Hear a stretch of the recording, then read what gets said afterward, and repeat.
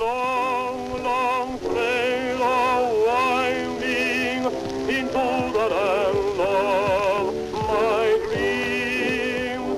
Things, places, friends, faces, years and moments half forgotten, laughs, fears, songs, tears, memories are made of this.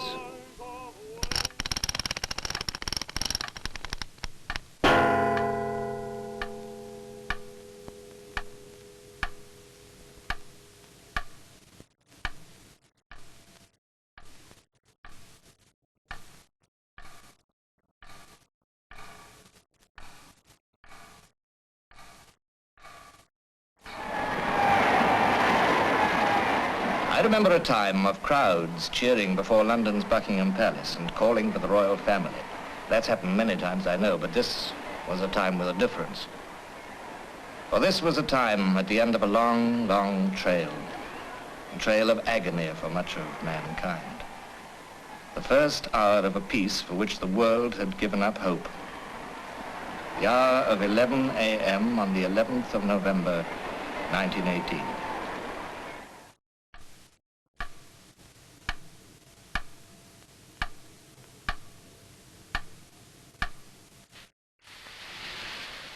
I remember, sometime after Armistice Day, the arrival of Italy's General Diaz in London, welcomed by Winston Churchill. A distinguished visitor, but most important of all on this occasion, a war winner. This was the time for war winners.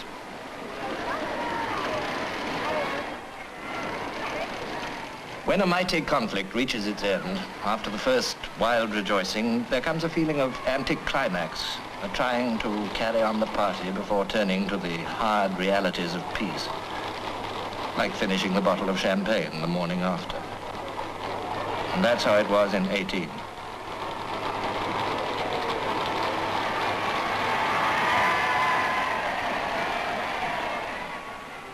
With each fresh arrival of another war winner, another little Armistice Day of excitement.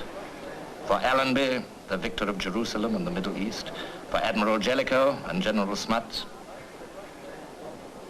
for Earl Beatty, whose cruisers had taken the full blast of the German fleet at Jutland. Well-known faces or uniforms and red tabs in an open carriage. In 18, these were always worth a cheer. Then there was the distribution of medals and honors. Yes, medals were part of the champagne too. Medals from British Commander-in-Chief Douglas Haig.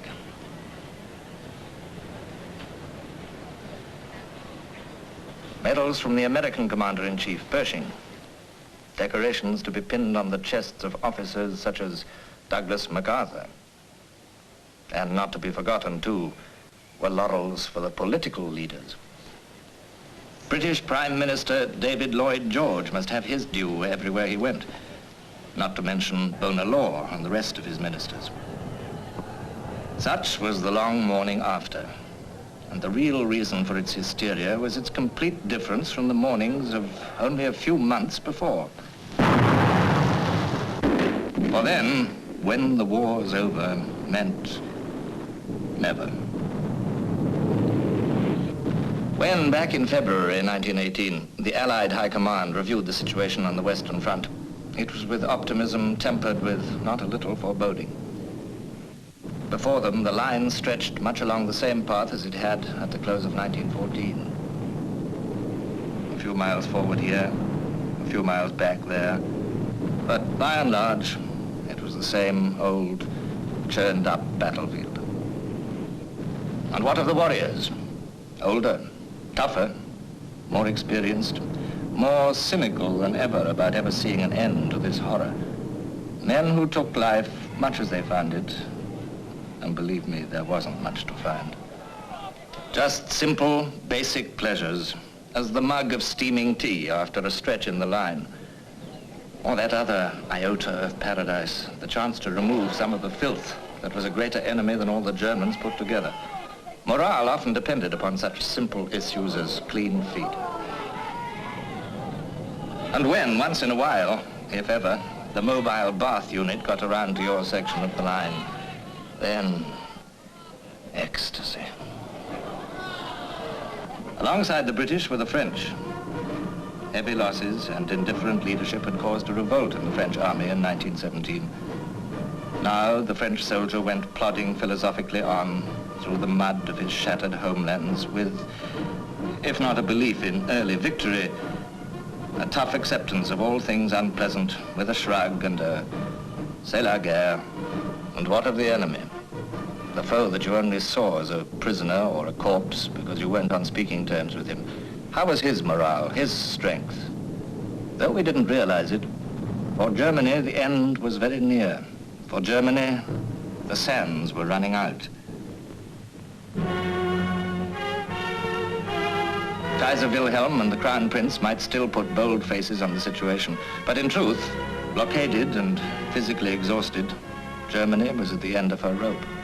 Desperately, Hindenburg and Ludendorff pored over their maps, planning a knockout blow, utilizing all the forces released in the east by Russia's collapse to crash through to the Channel ports and Paris before the new American armies were brought into action. For if Germany's power to make war was on the wane, another nation's had yet to be brought into play. Along the eastern seaboard of America, bound for France, were shiploads of troops fresh to war and high in morale. Men full of confidence and the "we'll soon finish this off" kind of spirit.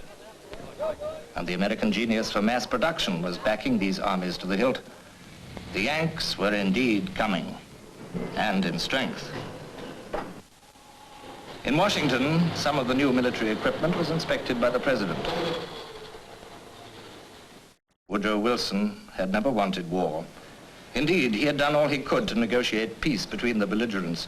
But now that America was in, well, she was going to be in with all it takes.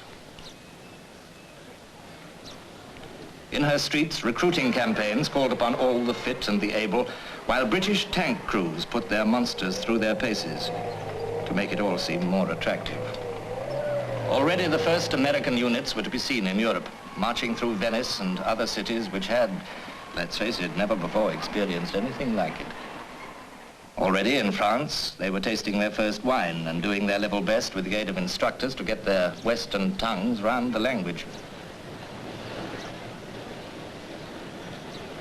Already they were demonstrating to the cricket-loving British that rounders was far from a kid's game when you call it baseball. Yes, together the Allies were going to win. Just a question of time. But time was what Hindenburg refused to grant. On a misty morning in March, they came out of the fog in such strength as to make even the oldest soldier gasp. Soon, the British artillery in front of St. Quentin was mowing them down almost over open sights. But still they came on.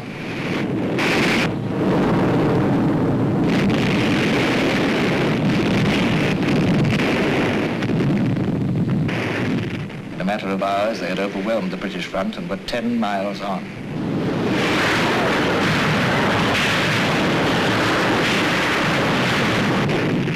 Soon all the ground gained by the Allies in 16 and 17 had been lost.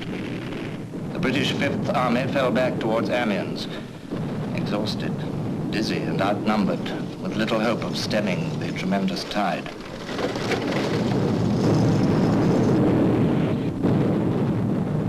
And the Fifth Army weren't the only ones to suffer.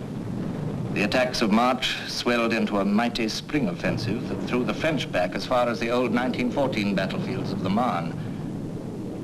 Once again, Paris and all France was threatened. His name was Foch, and they called him Grey Steel. To meet the crisis, they took the historic step of making him commander-in-chief of all the Allied armies in France, including even the freshly arrived Americans.